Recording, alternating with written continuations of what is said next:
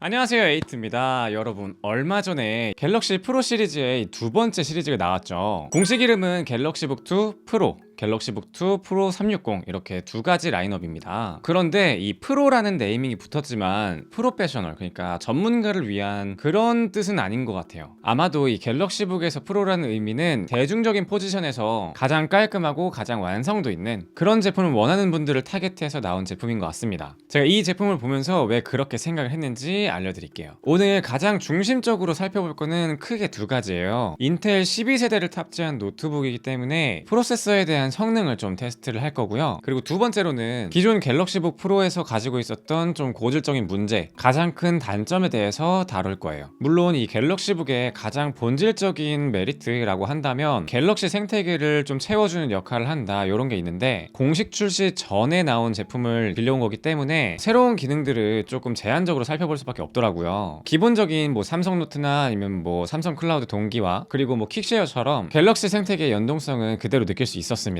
근데 이거에 대해서는 이 뒷부분에 좀 설명을 드리도록 할게요. 일단 궁금한 것부터 먼저 풀어보도록 하겠습니다. 그럼 바로 갈게요.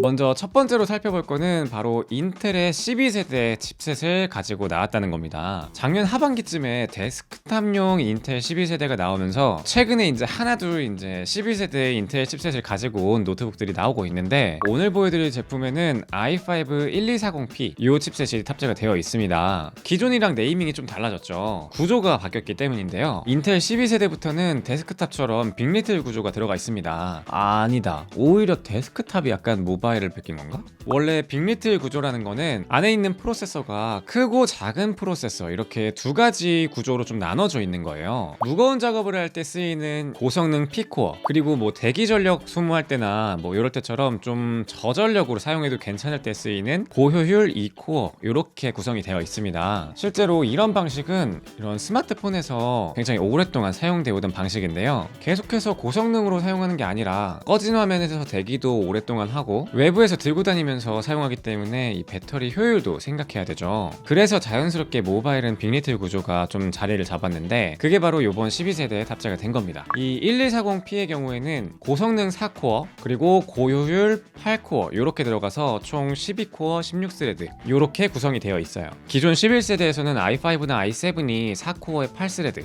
이렇게 들어가 있던 거랑은 좀 차이가 있죠. 비록 고성능 코어가 아니라 고효율 코어가 늘어난 거긴 하지만 그래도 16스레드까지 이렇게 늘어났기 때문에 과연 얼마나 이 멀티 성능이 더 좋을지 좀 기대가 됩니다. 그럼 바로 한번 살펴볼게요. 오늘의 비교군은 기존에 사용하고 있던 갤럭시북 프로 360에 탑재된 i7 1165G7입니다. 같은 i5 모델이 같은 기기에 들어가 있으면 좋았겠지만 제가 가지고 있는 i5 모델은 LG 그램에 탑재된 115G7밖에 없더라고요. 이것도 수치는 같이 비교를 해드리도록 할게요. 먼저 최고 성능 기준으로 따져봤고요. 긱벤치를 한번 돌려봤습니다. 약간 종합 점수죠. 이때 갤럭시북 2세대, 편하게 2세대라고 할게요. 2세대에 들어간 i5 1240P의 경우에는 싱글 1599점, 멀티는 8176점이 나왔습니다. 1세대에 들어갔던 i7 1165G7의 경우에는 싱글 코어는 1437점, 그리고 멀티 코어는 4858점이 나왔어요. 참고로 그램을 돌려봤을 때는 긱벤치 점수가 싱글은 1488점, 그리고 멀티는 4902점이 나왔습니다. 요것만 따져봤을 때는 요번 12세대가 싱글 코어도 좋고 멀티 코어도 꽤나 성능이 좀 괜찮은 것 같아요. 하지만 PC에서 긱벤치는 약간은 신뢰도가 좀 떨어진다, 이런 말이 좀 있어가지고 다른 것도 한번 살펴보도록 할게요. 실제 환경이랑 좀 비슷하다고 할 수 있는 이 시네벤치를 한번 돌려봤습니다. 이때도 좀 점수가 놀라웠는데요. i5 1240P의 경우에는 싱글 코어 1619점, 그리고 멀티 코어는 8296점이 나왔습니다. 이때 같은 i5 라인업이었던 1155G7의 경우에는 싱글 코어 1326점, 그리고 멀티 코어는 3646점이 나왔습니다.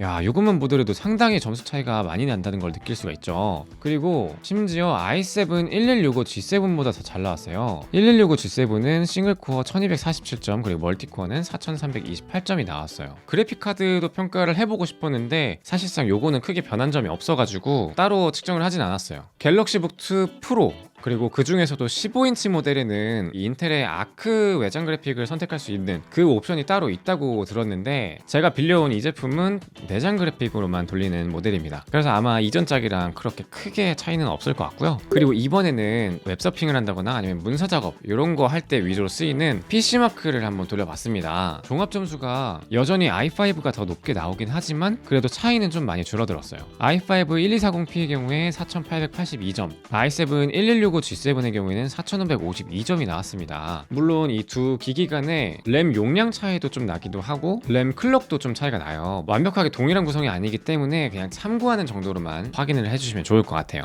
그리고 요번에는 이런 PC마크 테스트가 아니라 프리미어 프로를 돌려봤어요. 제 실제 작업물로 이제 렌더링을 해봤는데요. 여기에서는 또 벤치마크랑 좀 다르게 나오더라고요. i7이 탑재된 갤럭시북 1세대의 경우에는 대략 한 12분 11초 정도만에 출력을 완료를 했고요. 그리고 i5 1240p를 탑재한 2세대의 경우에는 한 50초 정도 더 걸려서 13분 정도 만에 출력을 완료를 했습니다. 실제로 프리미어 프로 렌더링에서 벤치마크 점수처럼 그렇게 나오지 않는 이유를 좀 생각을 해봤는데, 그래픽 성능을 같이 이용하는 이 하드웨어 가속을 사용했기 때문인 것 같기도 하고, 무엇보다 이번 12세대에서 코어 수랑 스레드 수가 상당히 많이 발전한 것은 맞지만 고성능을 담당하는 코어는 4개의 코어로 기존과 동일하게 4코어 4코어이기 때문에 아무래도 실제 환경에선 큰 차이가 나지 않는 건가 싶기도 해요. 벤치마크 수치만큼의 차이가 있다면 진짜 대박이겠다 싶었는데 그만큼의 성능 차이는 아닌 것 같습니다. 성능에 대한 점을 이렇게 알아봤는데, 고성능 코어랑 고효율 코어 이렇게 나눠져 있다고 했잖아요. 그러면 이번엔 저전력 고효율 배터리 테스트도 좀 들어가야 되지 않나 싶긴 한데, 요거는 따로 양산 제품이 나와야 테스트가 가능할 것 같아요. 벤치마크 테스트를 할 때 보니까 배터리가 광탈을 하더라고요. 아무래도 요거는 실제 양산 제품이 아니라 출시 이전에 실효품을 받아온 거기 때문에 설치 안 되는 프로그램도 좀 있고 완전한 컨디션이 아닙니다. 그래서 요거는 나중에 시중에 나온 제품이 있으면 그때 구해서 따로 테스트를 해서 알려드리도록 할게요. 그리고 이번에는 갤럭시북 프로의 가장 큰 단점이었던 디스플레이에 대해서 한번 다뤄볼게요. 저도 기존 갤럭시북 프로 요거를 사용을 하면서 생태계면 성능이면 휴대성 거의 대체적으로 아주 만족하면서 사용하고 있었는데, 가장 아쉬운 점은 바로 디스플레이였어요. 앞서서 제가 초반에 갤럭시북 프로에 붙인 이 프로라는 네이밍이 프로페셔널한 전문가를 위한 용도가 아닌 것 같다라고 말씀을 드렸던 이유가 바로 이 화면에서 나오는데요. 간단하게 스펙을 살펴보면 FHD의 아몰레드 그리고 16대 9 비율을 가지고 있습니다. 그렇다면 여기서 FHD가 문제였을까요? 가격대에 비해서 해상도가 좀 아쉬운 건 맞지만 FHD라는 것 자체가 아주 심각한 문제는 아니었어요. 화소수가 높을수록 당연히 화질도 좋고 문서 작업 시에도 같은 화면 내에서 글씨를 더 작게 표현할 수 있으니까 작업성이 더 높아지는 것도 맞지만, 사실 이런 노트북에서는 FHD도 그렇게 크게 나쁘진 않습니다. 그렇다면 아몰레드가 문제였을까요? 그것도 아니에요. 오히려 아몰레드이기 때문에 제가 만져본 노트북 중에서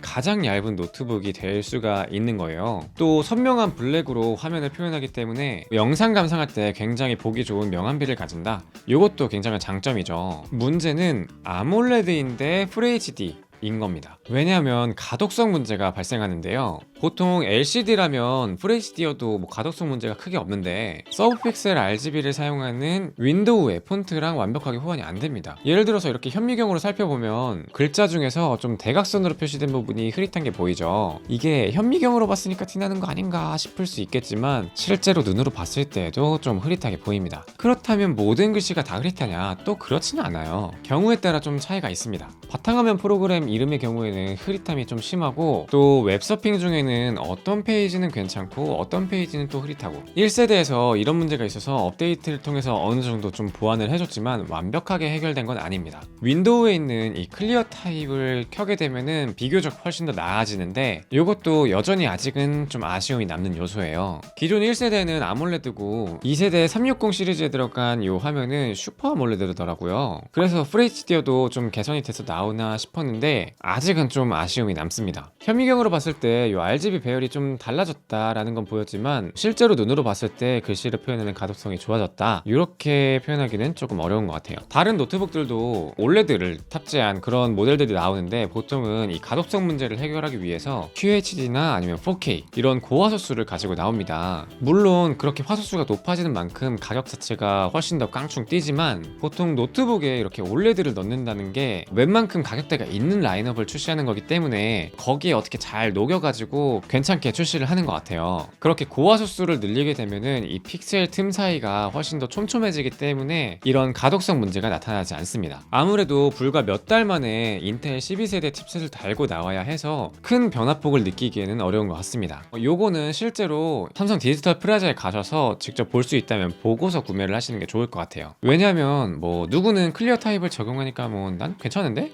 라고 하시는 분들도 계시고, 이런 프리미엄 라인업에 이런 가독성 문제가 있는 게 말이 되느냐?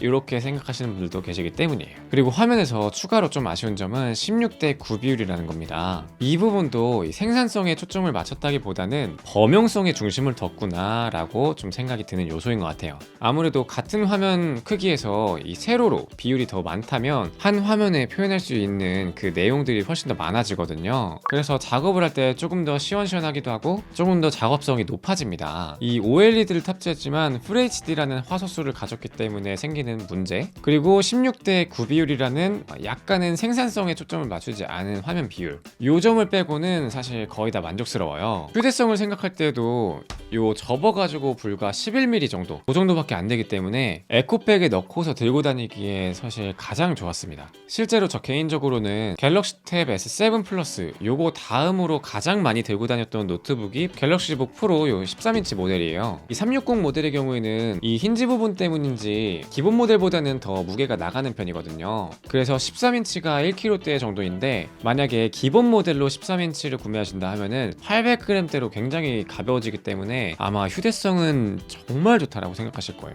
그리고 이외에도 이 갤럭시북을 사용하는 가장 큰 메리트는 바로 갤럭시 생태계를 느낄 수 있다라는 점인데요. 이번에 새롭게 갤럭시북 익스피리언스라는 프로그램이 또 있더라고요. 요거는 삼성 계정을 한 번만 로그인하면은 나머지 앱들에서 전부 다 통합적으로 관리를 할 수 있는 그런 프로그램입니다.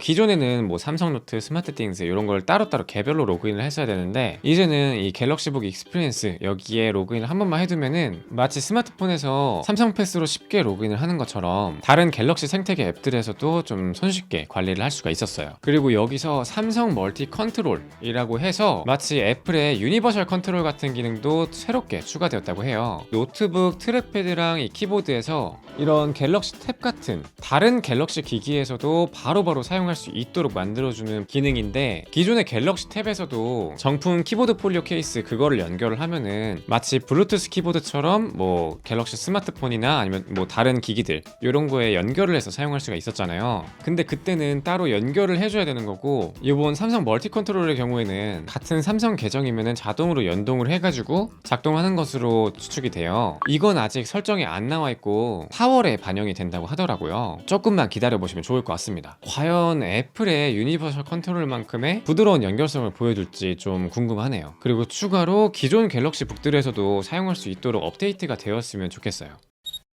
자, 오늘은 이렇게 갤럭시북 2 프로 360 모델에 대해서 간략하게 어떤 점이 변했는지 좀 살펴봤어요. 기회가 된다면 제 제품을 따로 나중에 구매를 해서 뭐 추가적인 특이사항이 있다면 또 말씀을 드리도록 하겠습니다. 이번 영상은 여기까지고요. 제 영상이 도움이 되셨거나 에이트를 더 보고 싶다 하시는 분들은 좋아요와 구독 부탁드립니다. 감사합니다.